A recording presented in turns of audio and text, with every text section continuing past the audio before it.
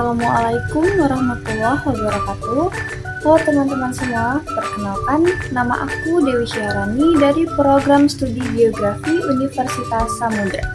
Di video ini, aku mau ngebahas tentang analisis komponen peta, dan peta yang aku pakai itu peta Provinsi Nanggro Aceh Darussalam. Nah, di peta ini kita bisa lihat banyak banget komponen penting. Yuk aku jelasin satu-satu. Yang pertama itu ada judul peta. Di bagian atas ada tulisan Provinsi Nanggro Aceh Darussalam. Nah, ini penting banget karena dari judul kita bisa langsung tahu peta ini ngebahas wilayah mana. Kemudian yang kedua yaitu skala peta. Skalanya itu 1:1.500.000. Artinya 1 cm di peta sama dengan 1.500.000 cm di dunia nyata, atau sekitar 15 km. Fungsinya supaya kita bisa tahu perbandingan jarak di peta sama dengan jarak di aslinya. Kemudian yang ketiga ada legenda. Ada di bagian kiri bawah peta Aceh tadi. Legenda ini kayak kunci buat baca simbol-simbol di peta. Di situ dijelasin arti lambang jalan, sungai, gunung, batas wilayah, dan sebagainya. Jadi, fungsi legenda itu biar kita tuh nggak bingung pas lihat peta itu komponen-komponennya tuh apa aja yang ada di dalam peta. Selanjutnya yang keempat ada arah mata angin. Di pojok kanan atas ada tanda huruf U. Itu tandanya utara.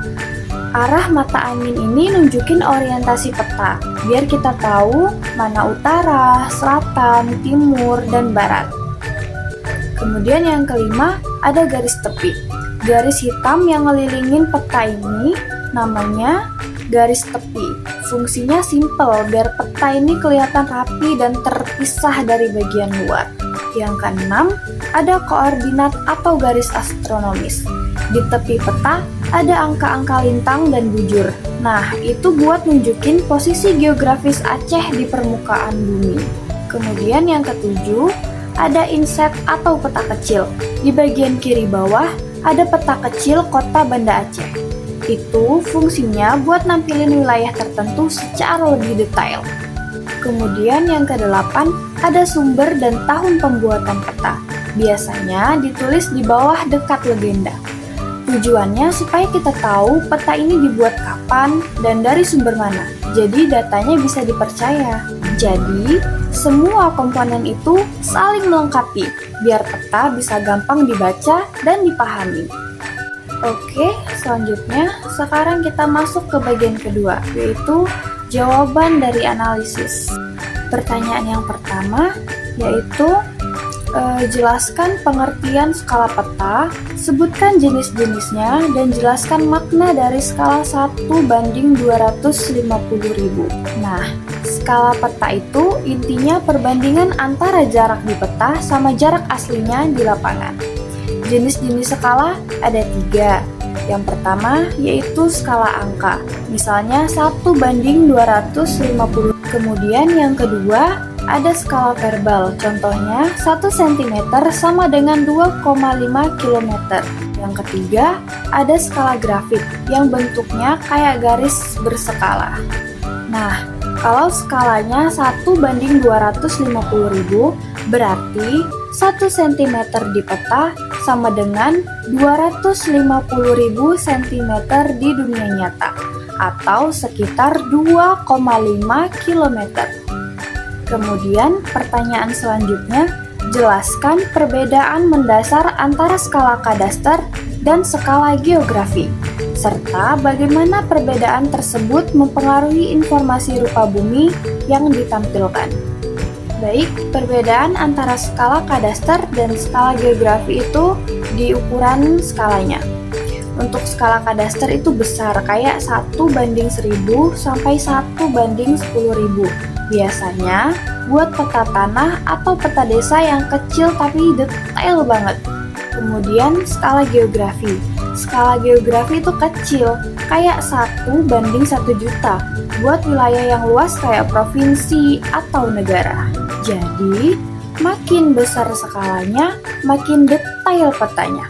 Tapi makin kecil skalanya, petanya jadi lebih umum dan nggak terlalu detail. Kemudian untuk pertanyaan selanjutnya, jika jarak dua titik pada peta adalah 4 cm dan jarak sebenarnya di lapangan adalah 3 km, bagaimanakah cara Anda menemukan skala petanya? Oke, baiklah. Baik, untuk jawabannya, kalau jarak di peta 4 cm dan jarak sebenarnya 3 km, kita bisa cari skalanya tuh kayak gini. 3 km sama dengan 300.000 cm. Jadi, skala sama dengan jarak peta per jarak sebenarnya.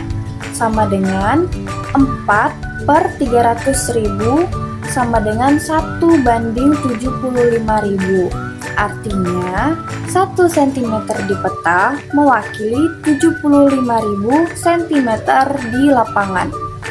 Baik, untuk pertanyaan yang terakhir, bagaimana cara menghitung jarak sebenarnya jika pada peta berskala 1:100.000? Jarak dari permukiman ke garis pantai adalah 2 cm. Baik, saya akan jawab. Kalau peta punya skala 1:100.000 dan jarak di peta itu 2 cm, tinggal kita kali aja. 100.000 dikali 2 sama dengan 200.000 cm.